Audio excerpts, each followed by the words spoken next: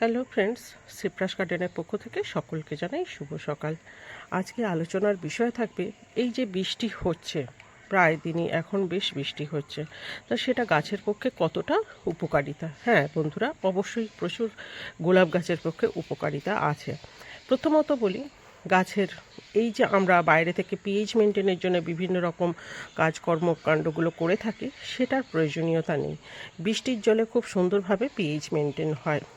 মাইটসের ডিম সম্পূর্ণভাবে নষ্ট হয়ে যায় এবং গাছের নিত্য নতুন ব্রাঞ্চ আসে। যে বন্ধুরা এখনও পর্যন্ত কুঁড়ি কাটেননি গাছের, অবশ্যই কিন্তু কুঁড়ি কেটে রাখুন।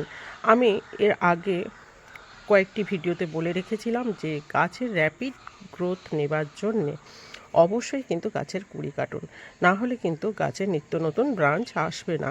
যেমন দেখুন, এই যে ঝড় বৃষ্টির আগেই আমি কি করেছিলাম, গাছকে ট্রেস মুক্ত করার জন্যে গাছের সমস্ত ডাল কেটে রেখেছিলাম এবং কুঁড়ি ফুল কেটে রেখেছিলাম। তারপরে ফলে কি দিয়ে দেখুন, আপনাদের হাতে সামনে আমি চোখের সামনে তুলে ধরছি, দেখুন কত সুন্দরভাবে গাছগুলি গ্রোথ নিচ্ছে।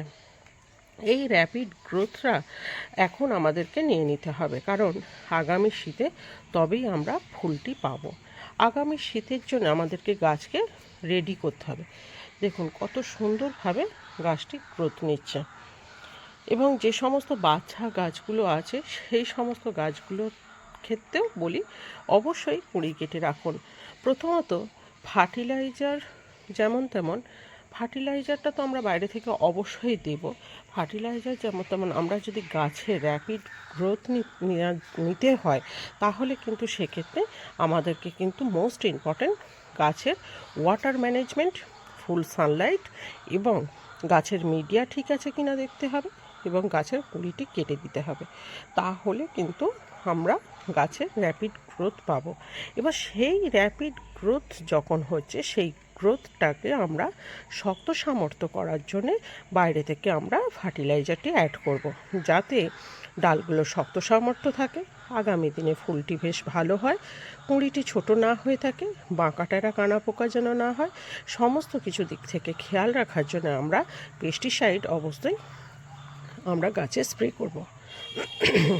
এবার দেখুন বন্ধুরা, এই যে গোলাপ গাছ, এই গোলাপ গাছকে আমরা এই যে বৃষ্টি হচ্ছে, বৃষ্টির পর যে ফাঙ্গিসাইডটি আমরা ব্যবহার করছি, ফাঙ্গিসাইডটি ব্যবহার করার পর আমরা কি করব, অবশ্যই কিন্তু দু একদিন পরে সন্ধ্যের সময় যে কোনো একটা পেস্টিসাইড আমরা ব্যবহার করব, ইনসেকটিসাইড, সেটা কাকা হোক, থিটা হোক, বা কনফিডার হোক, বা ইমিডাক্লোপিড জাতীয় কোনো হোক, বা ওবেরন হোক, আপনার হাতের কাছে যেটা আছে, যে ডোজ আমি বলে রেখেছি সেই ডোজ দিয়ে আপনারা গাছেতে অ্যাপ্লাই করে রাখুন গাছের পাতার তলার থেকে।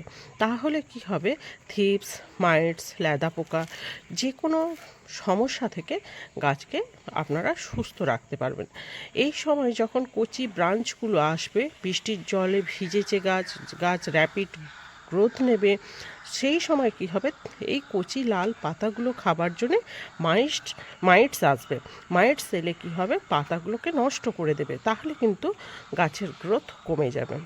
তাই জন্যই বলছি বন্ধুরা, একটু সচেতন করে রাখুন গাছকে এবং সুস্থ স্বাভাবিকভাবে গাছকে সুন্দর করে বাড়িয়ে তুলুন।